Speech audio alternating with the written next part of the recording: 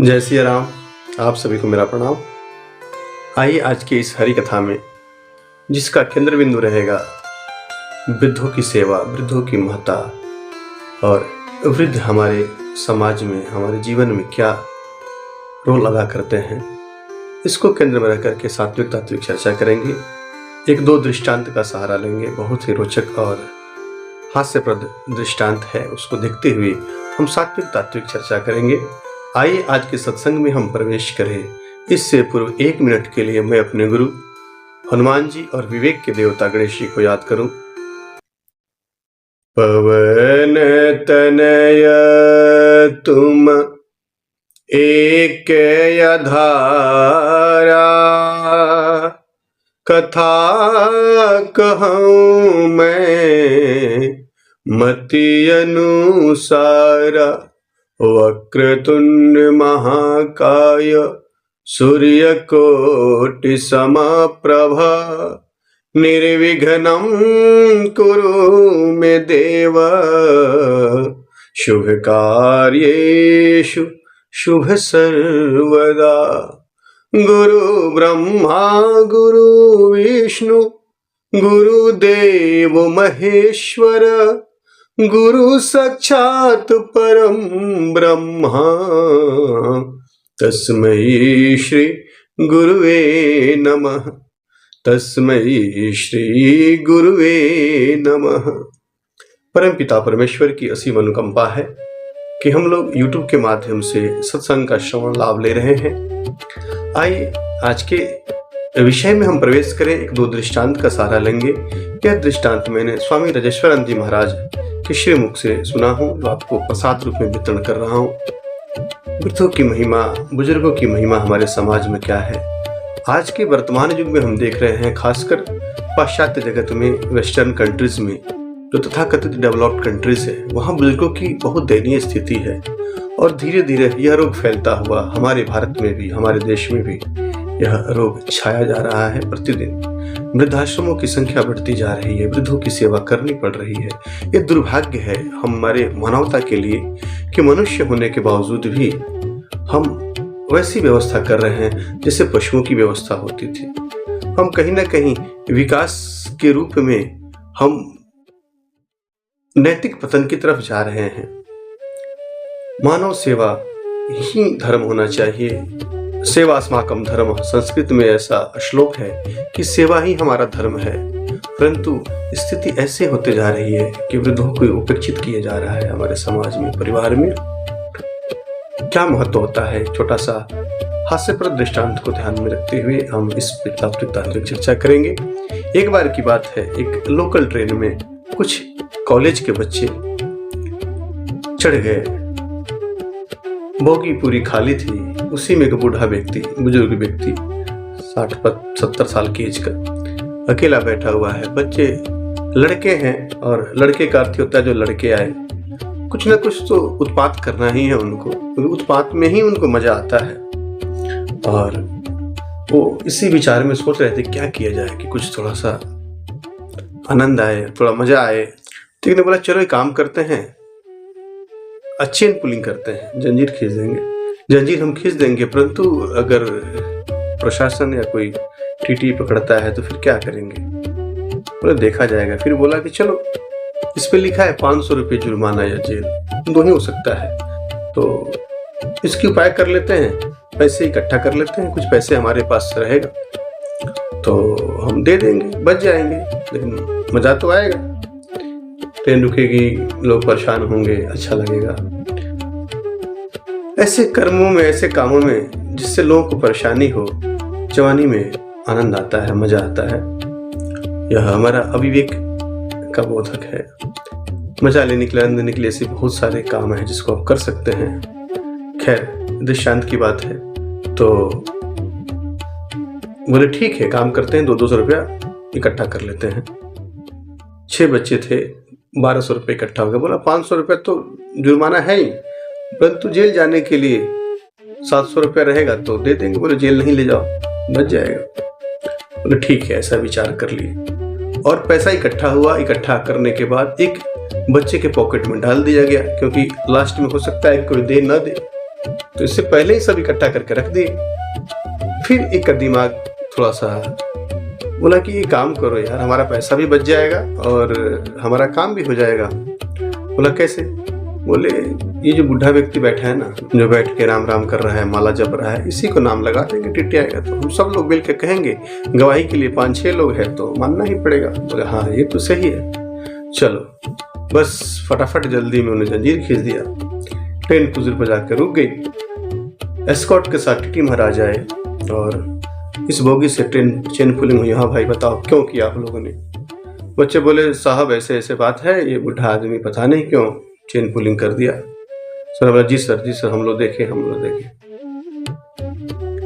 TT महोदय ने बोला कि हाँ जी बूढ़े बाबा, आपको क्या ऐसा दिक्कत हो गई जिसके चलते आपने चेन पुलिंग किया? कारण बताइए। स्पष्ट कारण नहीं तो फिर आपको जेल जाना पड़ेगा, दंड भी देना पड़ेगा। बोले कि बिल्कुल सही बात है, मैंने ही जंजीर को खींची है, लेकिन कारण यही है, कारण पूछ रहे हैं। तो ये जो 6 बच्चे हैं, मेरे पास 1200 रुपये था और इन्होंने अकेले पा करके मेरे से छीन लिया। और देखिए विश्वास ना हो तो वो जो बच्चा है उसके पॉकेट में 1200 रुपया होगा और इसलिए मैं चेन पुलिंग कर दिया ताकि मैं बच जाऊं, अपने पैसे को बचा लूं। टीटी ने जो उसके पुलिस के जो अवर निरीक्षक थे उन्होंने चेक किया, 1200 रुपये मिला। अगले स्टेशन पे उनको उतार करके जेल की तरफ बोले चलो तुम लोग जेल गए। और बूढ़े बाबा ने अपने सफ़ेद दाढ़ी पे हाथ फेरते हुए कहा कि बच्चों ऐसे ही मेरे बाल नहीं सफ़ेद हुए हैं। छोटा सा दृष्टांत है समझने के लिए। एक और छोटा सा दृष्टांत हम इसी को रख करके देखेंगे, कोशिश करेंगे समझने का। एक बार की बात है, एक शादी कहीं तय हुई। लड़कों ने बहुत दबाव दिया, प्रेम प्रसंग था, लड़की वाले तैयार नहीं थे, लेकिन बोले कि चलो एक शर्त रखते हैं, अगर उस शर्त पूरा करेंगे तो हम शादी करेंगे, नहीं तो नहीं करेंगे।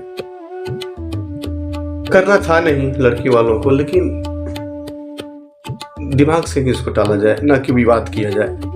ऐसा सोच करके वो लड़की वालों में के जो दादाजी थे उन्होंने एक शर्त रख दिया कि ठीक है शादी तो होगी, आपके पुत्र के साथ ही मेरे पोती की शादी होगी, परंतु एक शर्त है। शर्त यह है कि उस शादी में, उस बारात में कोई भी बूढ़ा व्यक्ति ना आए।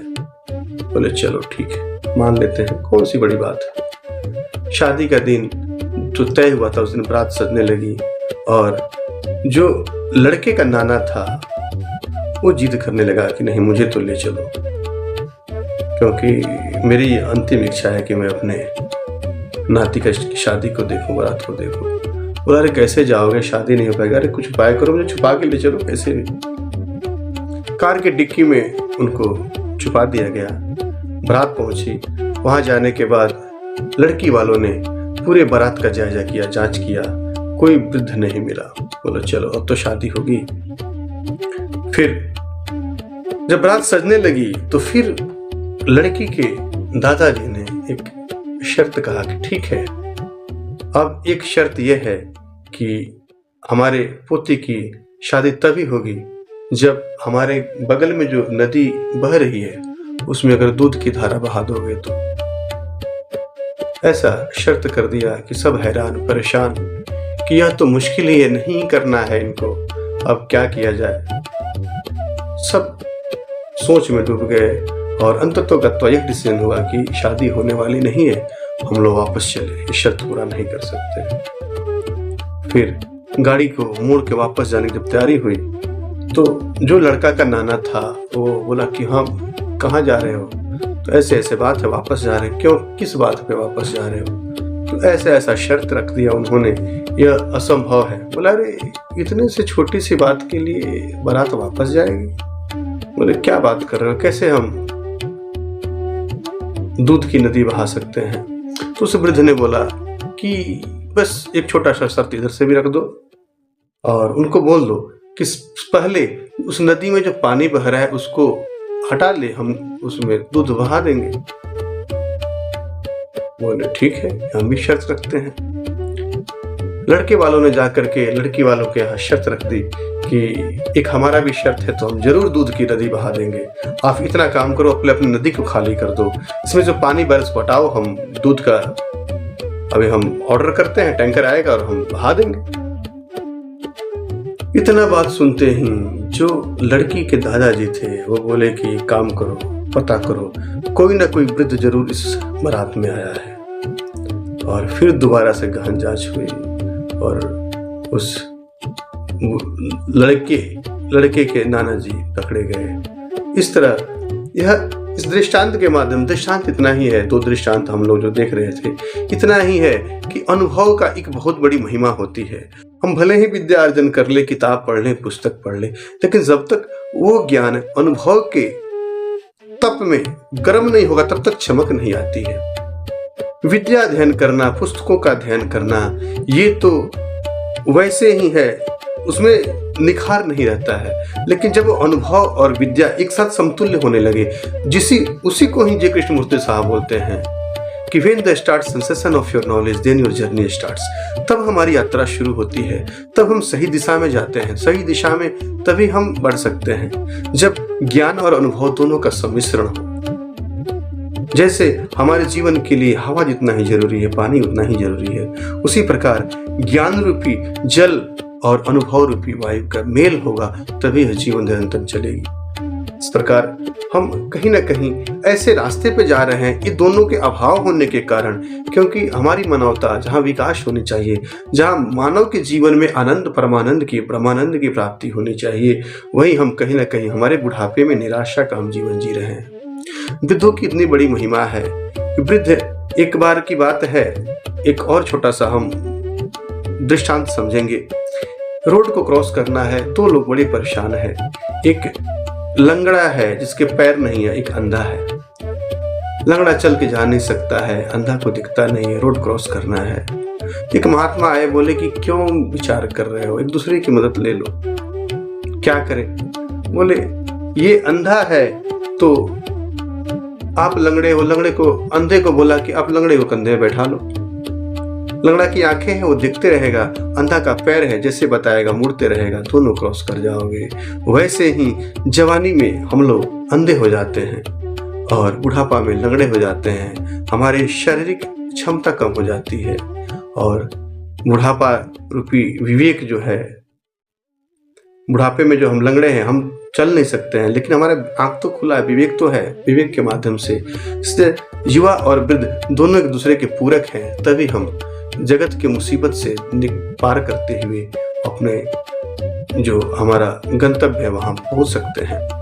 इन दृष्टांतों के आधार पे हम यही आशा करें, मन में संकल्प लें कि वृद्ध की सेवा जरूर करें। वृद्ध हमारे समाज के धरोहर हैं और ऐसा न हो कि हमारे वृद्ध, क्योंकि हम भी वृद्ध हैं, जो युवा है, जो बच्चा है, प्रत्येक को वृद्ध होना ही है। अगर समय कुछ समय हम यहाँ से नहीं जाते हैं तो वृद्ध होना ही पड़ता है। वृद्ध अटल सत्य है वृद्ध होना, तो क्यों नहीं हम अपने भविष्य की सुरक्षा करें, वृद्धों का मान सम्मान करें। और ये हमारा धर्म है, सनातन धर्म में कहा गया है, सेवा अस्माकं धर्म, सेवा करें, हमारा ऋण है, ऋण को चुकाए। वृद्धों की ही सब दी हुई संपदा हम लेकर के उस पर अपने जीवन यापन कर रहे हैं। आइए इसी विनती के साथ आज के इस हरि कथा को हम यहीं विश्राम देते हैं। आप सभी को मेरा प्रणाम। जय सिया राम।